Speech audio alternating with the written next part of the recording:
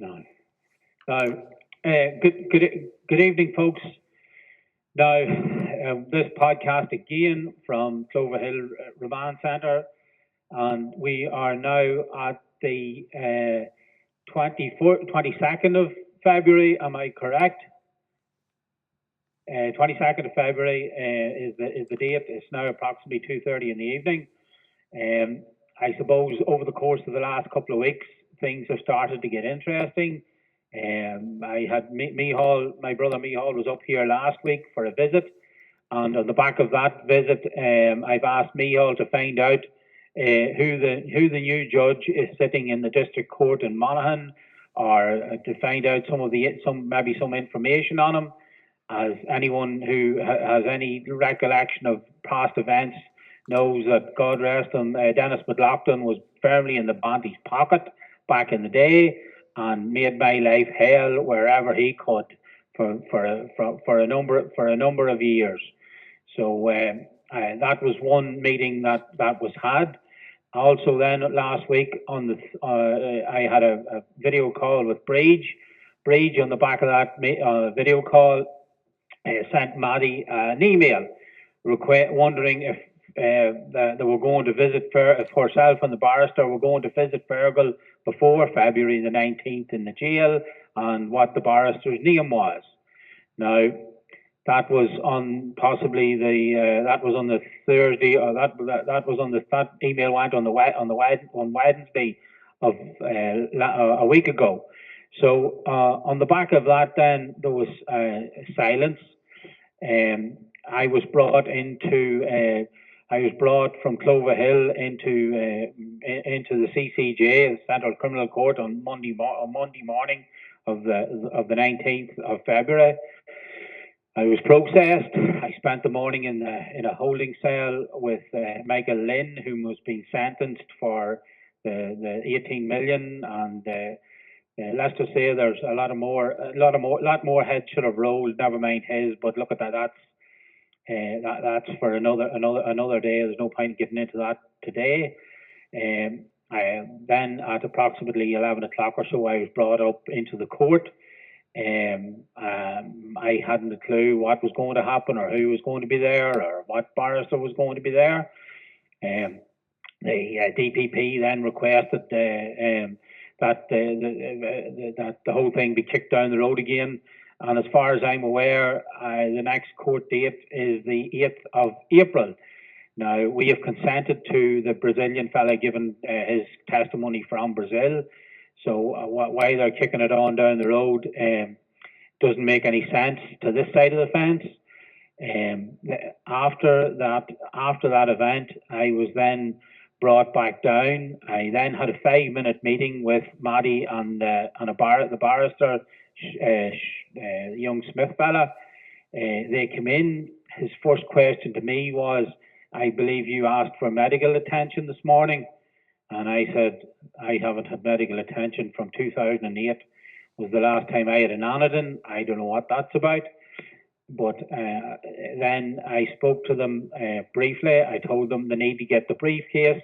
They need to get my phone. They need to get the video of my phone. They need to get the full video from the Brazilian lad's phone. It needs to be presented in court as well, because it will show that we were decent to that fella. We showed him respect. We told him we were just telling him the truth. Then the barrister asked me to write out a synopsis of how we've come to this point, from Seamus McEnany getting his hands in Master Dairies and the use of the intellectual property and everything else that is built up to this point. So I told him that this was all available electronically, and that it was on a day that we would get it to them in electronic form. Now, that journey has started yesterday evening, thanks to Stephen Kerr. He sent an email to Maddie and to everyone else. Everyone has got the same information now. So they're starting to get, they can't say that they haven't been given more information. Now, Breach brought it to my attention that Maddie was looking, that Maddie had sent her an email that that I had given instruction for them to look for an adjournment on the 29th of February in Monaghan, and that they were looking for further disclosures. So the position is, I haven't spoken to the barrister who's dealing with Monaghan. I haven't seen him. I don't know his name. I didn't give any instruction to any barrister or to Maddie. They made the decision on their own bat to look for whatever they were going to do for the 29th of February. I'm concerned that like the end of the position now is, based on the information that all parties have been emailed, these were civil matters that shouldn't be in the criminal system. Section 13, number 1 of the Criminal Justice Act 1994, I had reasonable cause to be where I was, given the paper trail that's there.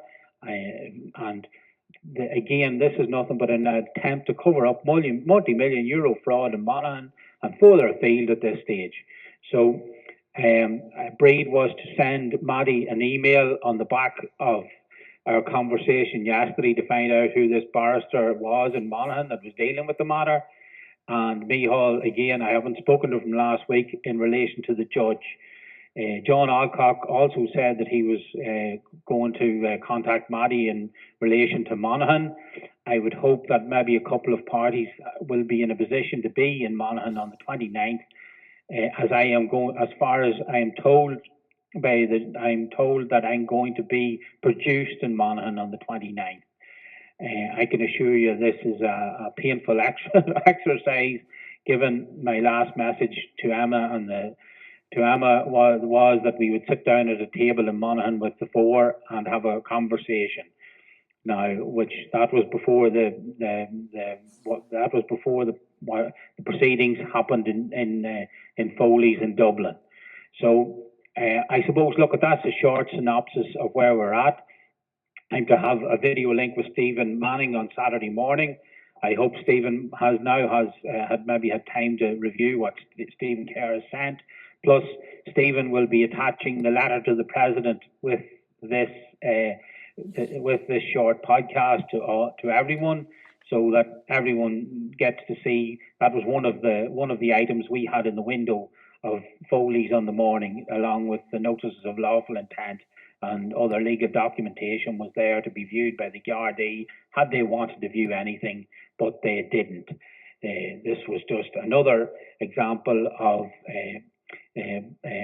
buying first, ask. They cannot be allowed to continue to turn civil matters into criminal matters to protect vested interests.